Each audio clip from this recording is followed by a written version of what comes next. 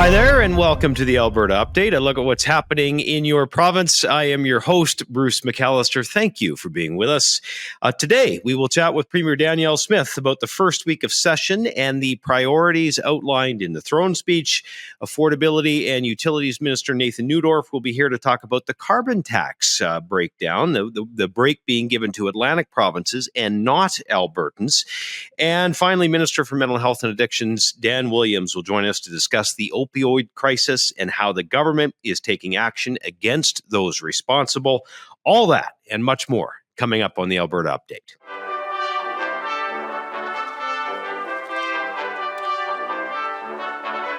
Lieutenant Governor Salma Lakhani gave the speech from the throne to officially open the first sitting of the 31st legislature on Monday. The throne speech highlights the priorities of the Alberta government, and they include tax cuts for Albertans, a law against tax increases without a referendum, steps to limit costs of insurance, electricity, and fuel, increasing healthcare and education staff, and more affordable housing options.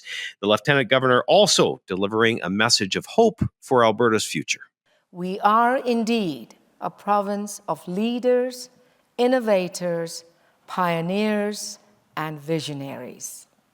But we are also a province of teachers, healers, and protectors. And we will need the unique strengths and gifts of all of us and those of our children and their children to realize the limitless promise of this great province. God save the King, and may God bless Alberta to be forever strong and free. And joining us now is Premier Danielle Smith to talk more about her government's priorities and the impact it will have on you and your family. Premier, always nice to see you. Thanks for taking the time. My pleasure, Bruce. Don't you love Throne Speech Day, all that pomp and pageantry? It's just so much fun. I do. It's fun to take part, and it's nice to be able to bring it to people at home and show them a little bit about what they missed if they couldn't. Listen, so much going on. Let's talk about the direction of the session, I guess the throne speech overall, what your government's priorities are heading forward here for Alberta.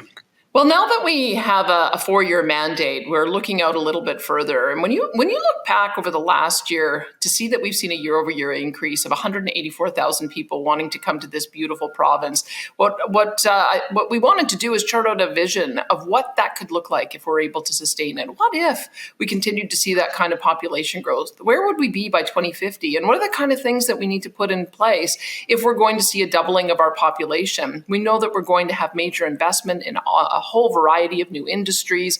We're going to be able to create amazing new jobs and opportunities. We've got to be there with the education to train young people, as well as mature students into those new professions. And then all of that, of course, requires an investment in healthcare and education and other major infrastructure, like, let's be visionary about it, a train between Calgary and Edmonton one day. And so those are the kind of things that we want to get started on. And we want people thinking really big about Alberta's future because it is so bright. You bet. Listen, Bill 1 was the Taxpayer Protection Amendment Act. You said it would be, and it is. If this act is passed, what will it do for Albertans? And maybe more specifically, how will it make Alberta a more competitive place to do business? One of the things that we hear all the time is that people and businesses want certainty. And we saw really in two different visions for how to address taxes in this province over the last decade. So we had a low rate of taxes. The NDP came in, they hiked up taxes, and they ended up reducing corporate income tax revenue because investment fled, businesses fled, job losses, and people left the province in droves. When the UCP came in the first term, first thing they did was to give that job creation tax cut, brought the corporate tax down to a level where we're now the best in Canada by a long shot. And we're also better than 44 U.S. jurisdictions when you look at the combined state and federal tax rate. And so we have seen the consequence of that. Investment has flooded into our province, creating new jobs, as well as on the personal income tax side, we saw the same thing. The NDP brought in personal income tax hikes, and it created also an affordability crisis for our families. Taxes are the highest ticket item in a household budget. And so we wanted to make sure that people knew that under a UCP government, your taxes are never going to be higher than they are right now. We are going to maintain the rates and we are going to maintain the brackets. And if any future government wants to change that, they've got to put it to the people in a referendum. We already have that protection on a sales tax, and now we're putting it on personal and corporate income taxes too. All right. With the theme of a referendum, you bring forward some legislation related to a referendum on the Alberta pension plan. More on that and why it is necessary. Well, a couple of things. I mean, when we saw the report that looked at what Alberta would be entitled to if we did decide to leave the Canada Pension Plan and have our own Alberta pension plan, we wanted to make sure that Albertans had that full information. Albertans needed to know that our seniors have overpaid. Those overpayments have been invested over time, and now we're entitled to $334 billion by 2027. That would mean we could have a plan that would reduce premiums as well as a plan that would increase benefits. So, but we also know that that is a decision for Albertans. And so what we wanted to do is put a piece of legislation forward that would enshrine those principles so that if we ever did go to a referendum, people would know, number one, that the contribution rates have to be lower, the benefits have to be higher, all of the pension assets would be transferred for the purposes of supporting our seniors, and it would ultimately be put to the people. We wanted to give that guarantee. So we're still doing our consultation. We're still getting feedback. We want that to continue. We've got a number of sessions that Jim Dinning, who's leading our panel on this, still has to do for town halls. We're still getting feedback in on our survey on our website. More emails and texts are coming into our constituency offices. And so we'll have a pretty good idea in the next number of months about whether people want to go to a vote on this. All right. So much more to come on that front. Listen, your government making some changes to auto insurance as well to address high premiums for drivers. How will this impact drivers in Alberta? I have to tell you, I mean, I remember years ago having friends who had moved to Alberta from other provinces and say, oh my goodness, my insurance is so much cheaper in Alberta. And you know what? People don't say that anymore. And so something has happened in that market that we really need to understand so that we can fix. This really should be, with a competitive private market, multiple different providers, this really should be the best place to get auto and property insurance for that matter. And the Ernst & Young report that came out last year suggested we're not. Didn't matter what kind of car you drove or what your profile was, you're paying more here than in virtually any other province. So the first step we took was to cap the increases because we wanted to understand what was going on. This next step that we're taking, because we promised the cap would come off at the end of the year, is that we're going to put some limitations. I think most people expect, if I'm a good driver, I shouldn't be seeing double-digit increases in my insurance. And so what we've told the insurance companies is if somebody has a good driving record, no accidents, have not got a distracted driving ticket or a criminal code offense on the road, then the most you can increase their rates is 3.7%. I think people understand if you are causing chaos on the roads, if you've caused collisions, if it's your fault, then you kind of expect your rates to go up. But if you're a good driver, they shouldn't. And so we still have more work to do. You'll have heard from the finance minister this week that we're looking at other jurisdictions that had to wrestle this problem. New Jersey was in the exact same situation, and they've managed to reform their system in a way that has brought their rates down dramatically. New South Wales, I think, is another one the minister is taking a look at. There is more to come, but we knew we needed to do something that continued to ensure that insurance was more affordable for people. One more before I let you go. We're going to chat with Affordability and Utilities Minister Nathan Neudorf on this in just a second, but I want your take on it. The federal government has rolled back the carbon tax on home heating oil for Atlantic provinces, but not for natural gas here in the West. This seems like the government's clearly picking winners and losers. I just need to get your thoughts on that and what we plan or what we can do about it in Alberta. Well, they basically confirmed that they are picking winners and losers. We were told by a federal minister that if we want to have any kind of carve-outs, we should elect more Liberals to be appointed to cabinet. I'm kind of curious about why the Liberals that have been elected from Alberta, Randy Boissonnault and George Chahal, have not stood up and defended Albertans, because that's what we need to see out of federal leadership. But I think what the federal government has done here is that they have blown up the architecture and the entire rationale for the carbon tax. Home heating oil has a higher emissions profile than natural gas and propane. So if anything, that would be the one that you wouldn't take the carbon tax off. But to punish others who also are facing an affordability crisis, especially as we're going into the winter season, it's just not fair. People see that it's not fair. And I'm of the view that it's not constitutional. That the federal government made the argument in the court that they needed to have a floor price, so every Canadian, regardless of where they were, would have to pay the same taxes. And that's not how they've implemented it. They've been playing favorites, they've been playing politics, and I think that undermines their argument about why this should be a federal decision. If they're going to now shift and say, yeah, but there's regional differences that have to be accounted for, well, that's my position. That's exactly why these things should be left to the provinces. So we're consulting lawyers to see whether or not there's an opportunity for us to re-challenge that reference case with this new information and the way in which the federal government, I think, has inappropriately used that power. And we'll see if it accelerates or escalates from there. It is a complete double standard. Premier, thanks for this, and we'll see you again next time. You bet. Thanks. All right, there's Premier Danielle Smith joining us today. Well, as the Premier just mentioned, the federal government's carbon tax has a lot of provinces seeing red, frankly, certainly in the West. Ottawa announcing that decision to exempt home heating oil from the carbon tax for 3 years. It was intended by the federal Liberals to address affordability needs, mainly, we know, in Atlantic Canada. The Premier and many of her provincial counterparts calling on Ottawa to include all forms of home heating to address affordability across the country. That request, as we know, has been struck down. In response, Alberta's government introducing a motion 8, which is urging the federal government to scrap the carbon tax. Be it resolved that the Legislative Assembly urge the Government of Canada to acknowledge the negative impact of the federal consumer carbon tax on the cost of living, recognize that the recent exemption from the consumer carbon tax provided for home heating oil will create inequities amongst Canadians, particularly with respect to those in Alberta who use lower carbon emitting heating sources for their homes, such as natural gas, and take all necessary steps required to end the federal consumer carbon tax. That motion passed with all government members and the independent member voting in favor. All members of the opposition NDP that were present voted against the motion.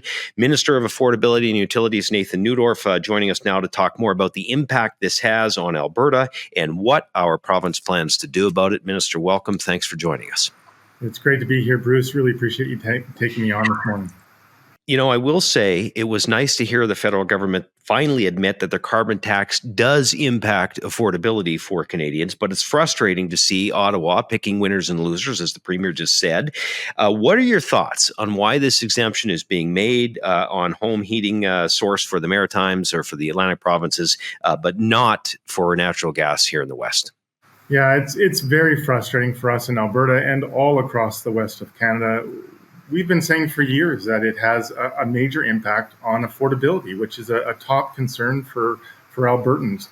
And to see the federal government continue to ignore that and give us the line that the carbon tax is meant to shift people onto lower carbon emission fuels, and then exempt the highest emission fuel that we have for home heating in Atlantic Canada, terrific for those in Atlantic Canada that they actually received a break from the federal government, and we're thrilled for them. But how about equality? Are not all Canadians equal? And I think that's where our Premier and our province has been standing up to Ottawa saying all Canadians are equal. All Canadians are facing the punitive pressures of this carbon tax. Help all of us and just listen to us. So this seems like a purely political move, like you said, picking winners and losers and really creating inequality across our provinces, which is why you see governments in BC led by the NDP, governments in Manitoba, led by the NDP, also saying to the federal government that we need to be treated fairly across Canada. Yes, well said. Listen, Saskatchewan Premier Scott Moe telling Ottawa if they don't extend the carbon tax relief to other forms of home heating, his government is going to stop collecting it come January. I know I've heard some talk about what can we do here? Why don't we do that sort of thing in Alberta? Maybe explain why it's a little bit different for us here. Yeah, that is something we would love to do that, and we applaud Premier Moe and his strength to stand up to Ottawa. The challenge comes down to this, is that Saskatchewan and Alberta have two different systems. Saskatchewan Power is run by a Crown corporation called Sask Energy, and that affords them the ability to take steps like this. In Alberta, we have a deregulated system, which means it's run by private companies with a lot of competition, which allows for innovation and investment and all of those good things a private market can do. But it doesn't allow us to take a step unilaterally and universally to not collect the carbon tax in that way. So this, again, strengthens our position as the government of Alberta to stand up for our citizens and make sure that Ottawa creates a fair system right across Canada. All Canadians are equal. All Canadians are feeling the pain of this inflationary crisis caused by the federal Liberal government. And we think that we should all get consideration for that. It was unfortunate as well that the NDP in Alberta voted against our motion, where the NDP in Saskatchewan stood with the governing party and voted for that motion calling on the federal government to scrap the carbon tax. We'd like to see a little bit more cooperation for the best interests of Albertans here in Alberta. Minister, affordability is a huge issue for Albertans, for Canadians, frankly, right across the country right now. It was a big part of the throne speech. What can we expect to address that issue from your government going forward? Well, affordability is not just in the title, it's in everything that we do in our ministry. And to start, we're looking at all aspects of the electrical system in Alberta to make sure that we are addressing the rising costs and reversing those whenever possible. It's the one reason we have asked the Alberta Utilities Commission to conduct an inquiry into renewables and make sure that we understand how their unique characteristics are impacting our pricing and our market space. But there's really good news on the horizon for everybody in Alberta that we have some new baseload natural gas generators coming online over the next 12 months. And it's expected that the regulated rate option will drop down below 10 cents a kilowatt, a level that we haven't seen since before 2020. And we're really excited about that. We're also really looking at our market to address volatility, which is what really creates those inequities in pricing. And if we can solve that problem of volatility, we can get a stable rate and continue to see that come down. Electricity rates have been a major driver of inflation in Canada and Alberta. And that's why we're looking at all aspects of the bill. We're looking at transmission, distribution, rate riders, local access fees, and generation to make sure that we get Albertans the most reliable and affordable electricity that they need. Before we let you go, Minister, I want to touch base on the federal government's push to make our electricity grid net zero by 2035. With affordability top of mind, what would this plan do to Albertans' power bills? Yeah, great question, Bruce. Thanks for that. The timing of it is what's the real challenge. We are already moving in a great direction, lowering our emissions, but setting an arbitrary date of 2035 means that we have to put billions and billions of dollars into the system over a short period of time, which Albertans can do the math on that. It just really increases the price on everybody's bill every day, every month, every year until we achieve that.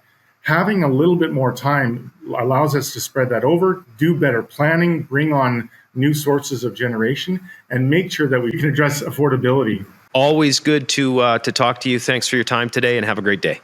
Thanks, Bruce. Really appreciate that. All right, Minister of Affordability and Utilities, Nathan Neudorf, joining us.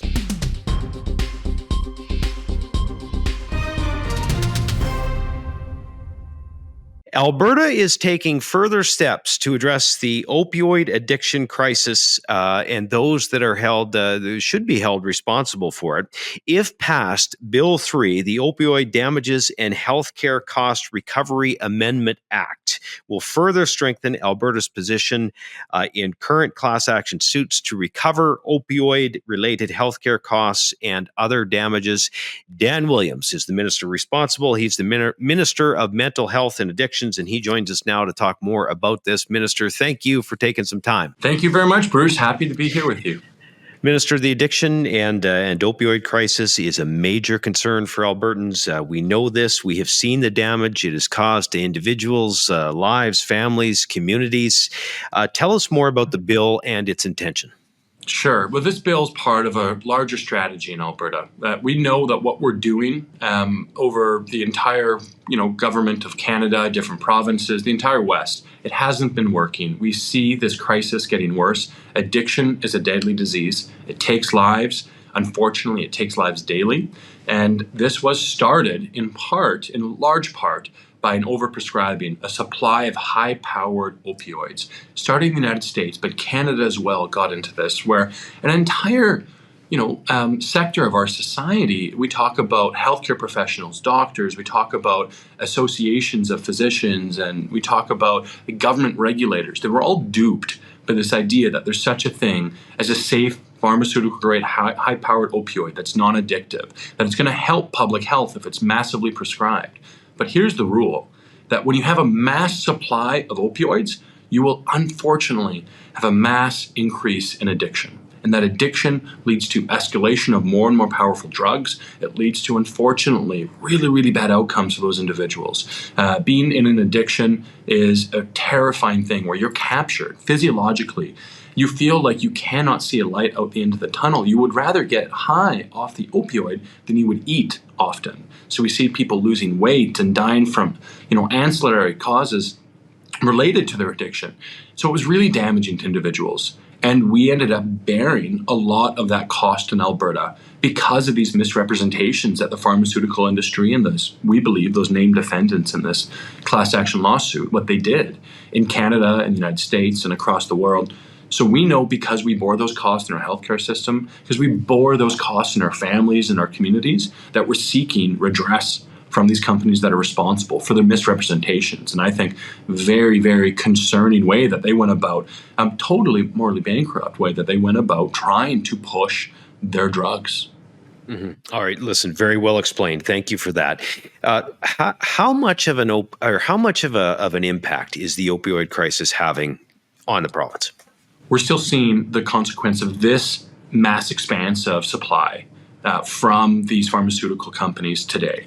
It created a market, not in a couple major cities for heroin, but instead an opioid market illicitly across the entire country, in every one of our communities. And we see it in all of our communities, Bruce. It's devastating. If anyone has a family member, and I'd be surprised to meet an Albertan that doesn't have some connection to this, directly or indirectly, they know what happens to somebody in addiction. The way it tears apart that individual's soul, how they feel completely captured and trapped by the need to continue seeking that high, the way it tears apart a family and the fabric of a home, the way it tears apart a community. And we can look to our mid-sized cities that are struggling with it. We can look to our large city centers.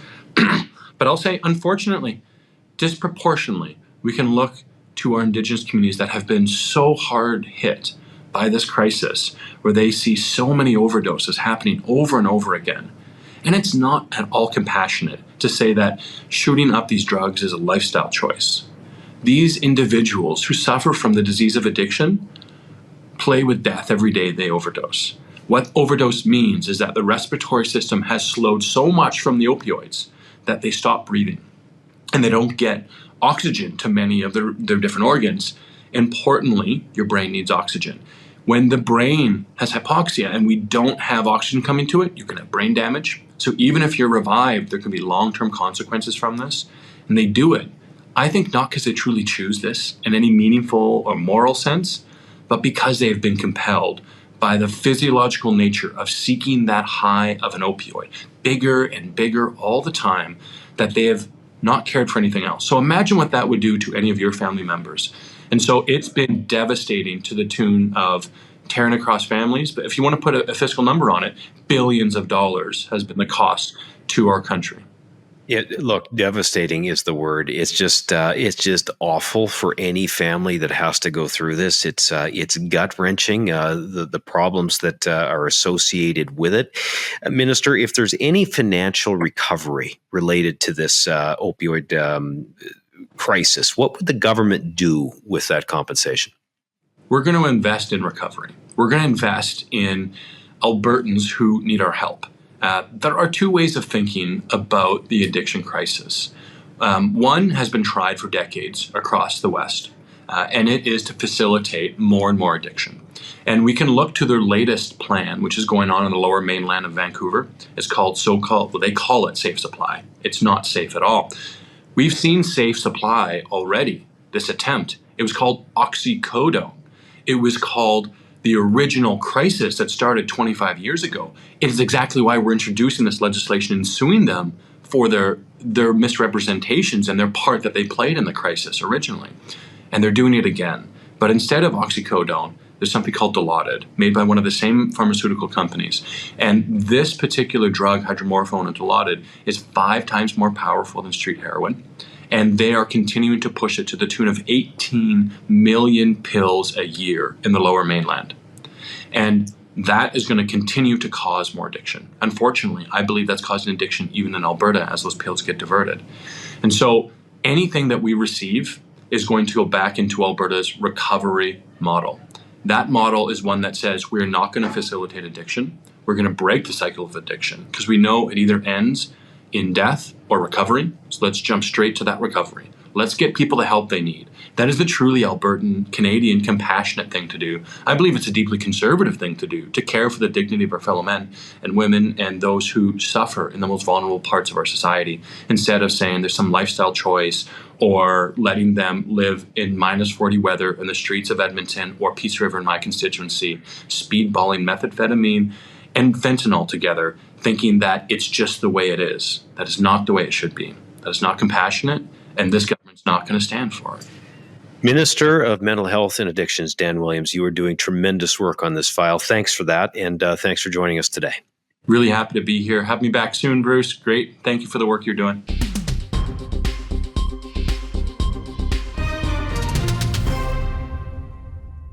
Education Minister Demetrius Nicolaitis kicking off the 2023-2024 Ministers' Youth Council.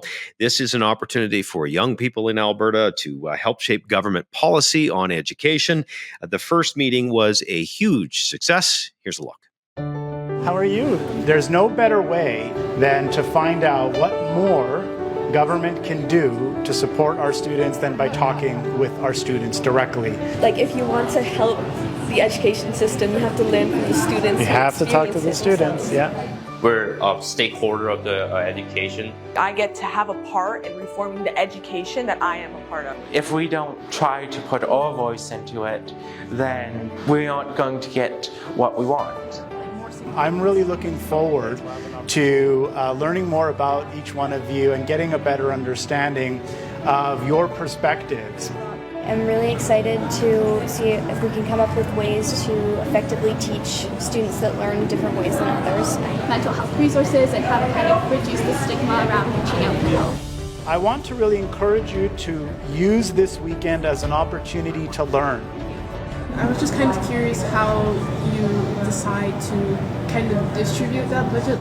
You know, by talking with teachers, students, our school division leaders, and them telling us we need more supports for X, Y, and Z. So I'm just interested how like the new curriculum and the collegiate will kind of come together to help with also academics. Maybe you're deciding I want to go into aviation. You start actually working towards that and start taking programs that are kind of tailored to that industry.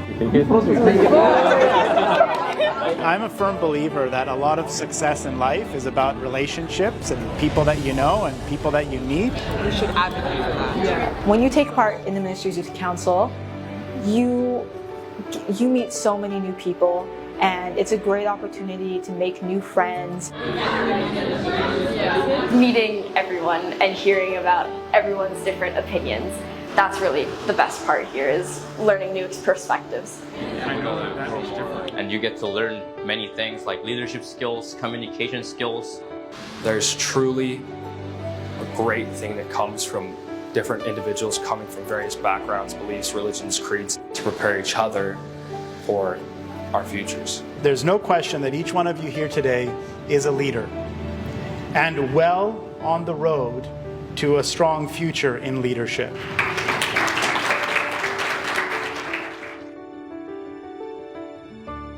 Alberta's government is tripling the Alberta Indigenous Opportunities Corporation's loan guarantee capacity, bringing it up to $3 billion. As the Premier explains, these funds allow First Nations communities in Alberta to invest in major economic development opportunities. This is about Alberta continuing to lead the country in economic and social reconciliation with Indigenous peoples.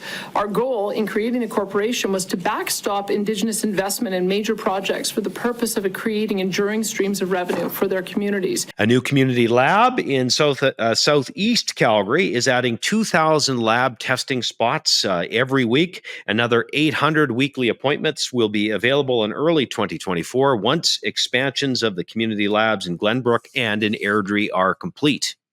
This is part of the Alberta government's commitment to reducing wait times for patients, as lab testing services, we know, are a critical part of healthcare. Alberta Precision Laboratories has increased appointment capacity in Calgary by 22% since September. Minister of Health Adriana LaGrange joining Infrastructure Minister Pete Guthrie this week to open more continuing care spaces in Edmonton. The Jeans Wozdeski Centre at Norwood provides Edmontonians with the complex care they require in a safe and supportive environment. The opening of the new Norwood West building increases the continuing care capacity by 29 beds for a total of 234. Norwood West is one of the most modern, technologically advanced, complex care facilities in the province. We believe seniors and vulnerable Albertans deserve access to high-quality care and supports in their communities, close to their family and close to their friends. Well, a big reason to celebrate tourism here in the province, a video that was created by Tourism Alberta promoting all Alberta has to offer to the world. It just won silver at the Cannes Film Festival in their tourism films regional category. The video really is powerful. It will make you proud to be an Albertan for sure, and remind us all why we're so blessed to live in this province. Here's a look. What is it to be Albertan? For a moment, or a week, or a lifetime? Well, that's like asking, what is it to be free? To be Chinook winds in flight over mountain peaks, or northern lights dancing till new morning dawn. To be glacial waters gracefully raging, or unbridled horses charging. To be perfect for a brief moment.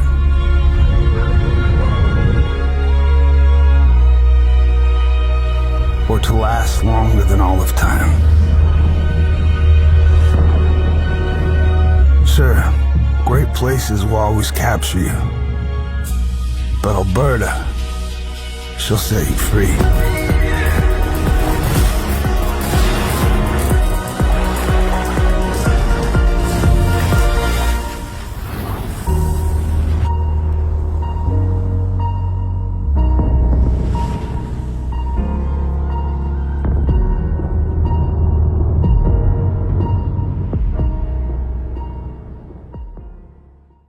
And that does it for the Alberta Update, as we bring you a first-hand look at what's happening with your government and the issues that impact you. We do these updates every week when the legislature is sitting, every other week when it is not. You can always view the update on your Alberta YouTube page or the Premier's at AB Danielle Smith, and make sure to subscribe to the Alberta Update on YouTube. Just go to youtube.com or open the app and search Your Alberta or AB Danielle Smith, then hit the subscribe button. And that is all the time we have for today. Thank you for being with us, and we'll see you again next time.